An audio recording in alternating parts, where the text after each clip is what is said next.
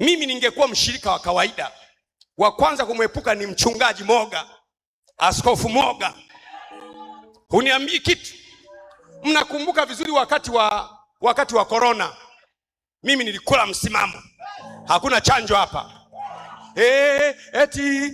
Hakuna chanjo hapa. Hakuna chanjo hapa.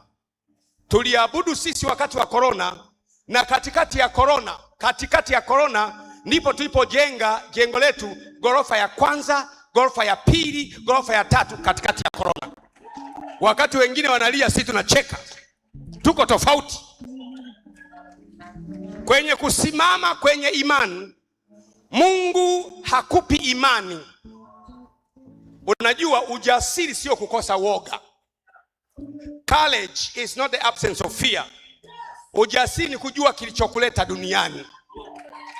Najua kilichonileta duniani, kwa hiyo sifi. Anakufa huyo, anakufa huyo, anakufa huyo. Leo niliposema nakuja kanisani Jumapili, message nilizopokea za watu mbalimbali, manabii, mitume na nani, askofu. Bwana anasema usiende kabisa, usijitokeze.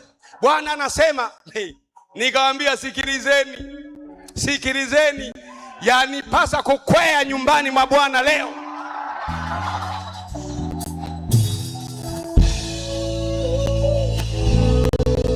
Na kuanzia leo niko hapa kila Jumapili.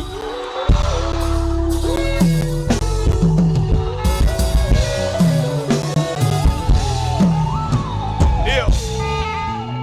Kuanzia leo Mungu ameruhusu niko hapa kila Jumapili.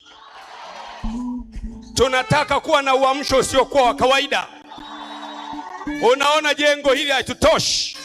Juu tujae, chini tujae, pembeni tujae, kushoto tujae, tuijaze dunia.